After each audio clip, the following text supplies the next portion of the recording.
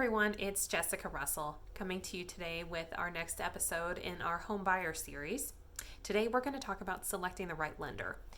Your lender is another critical piece of your home buying team that you're assembling. This is just as important as finding a good agent. You need a lender that has that's going to be representing you, and so there's a few things that I have here to share with you.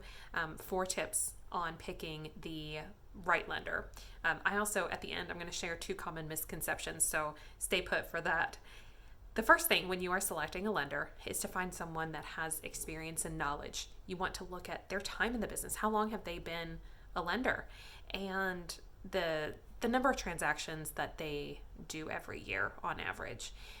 You can look them up, research them a little bit, or ask. If you are working with a newer lender, I don't want to say not to work with a new lender, but find out who they have helping them, because they need someone that is going to mentor them and help them answer questions and make sure that they're doing things the right way. So if they are a newer lender, then you want to make sure you're researching their mentor just as much as you're looking at them. So the second thing to look at, the products that they offer.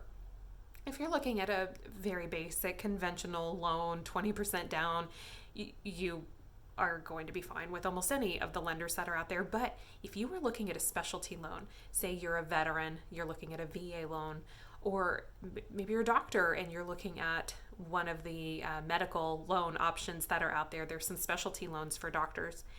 First-time home buyer grants and programs. If you're looking for anything special like this, or maybe a rehab home, you're looking to do a remodel on, a flip type property. There's so many different types of loans out there. So it's important to find a lender that has the program you're looking for, because they don't all offer the same thing. Find out what programs they have to offer and find out if they're an expert in that. If you are doing a VA loan, a lender may say, yes, I can do a VA loan, but how many do they do every year? Is this an area of expertise for them? It'll help to make sure things go very smoothly if this is something that they do every day. The third thing to look at is their rates. Now, I'm going to say rates and fees, because rates are not the whole story.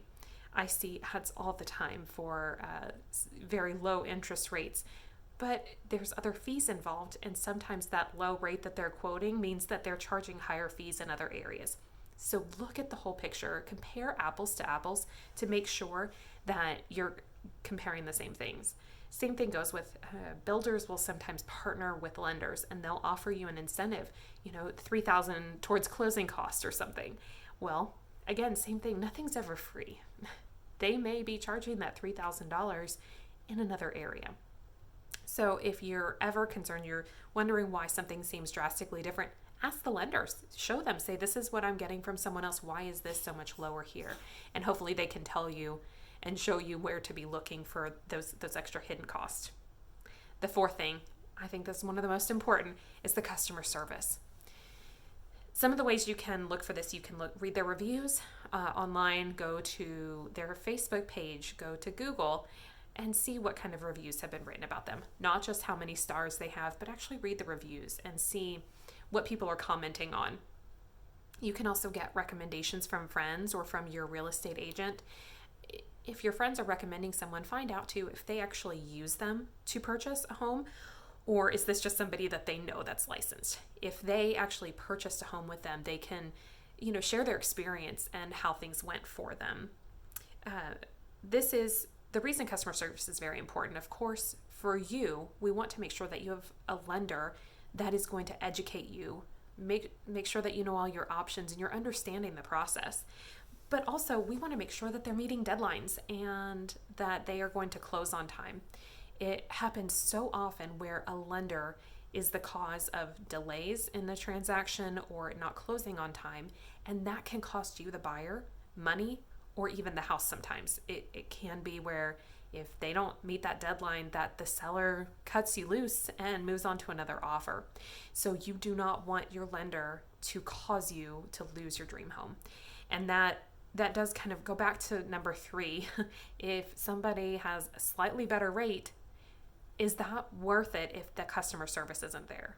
So if you think, I'm going to go with this lender just because I'm going to save a few dollars, but they've never answered your phone calls on time, or they've never done the things that they've promised. They say, we're going to send you something by a certain time, and they never do.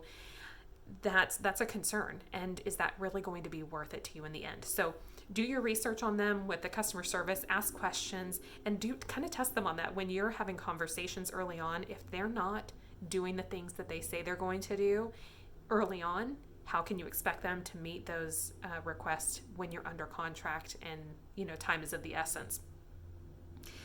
The 2 misconceptions that I said I would share. First one is that you need to wait till you find a lender, till you pick a lender to run your application. I understand for some that this concern comes from running your application too many times. They worry that it's going to hurt their credit.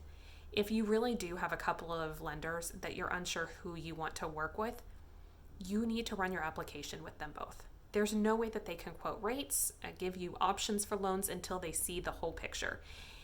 The worry that it's going to hurt your credit is not accurate. What happens if you run even just with one person? Yes, your credit score will drop a few points because you had a credit pool. It rebounds the next month. You see that jump right back. The concern with having it run multiple times, they think that it's going to keep lowering their score and they're going to have to work harder to build it back up. If you are running multiple pools of the same type of credit, so for mortgage applications, say you run 2 or 3 applications, that's all going to count as one because they're all mortgage applications.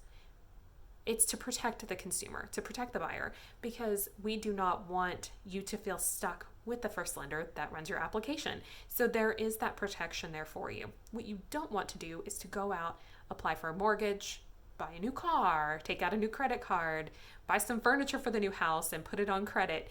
If you're doing multiple pools at different types of loans, that's where you will see it hurt your credit. So it is perfectly fine for you to run your application with a few lenders.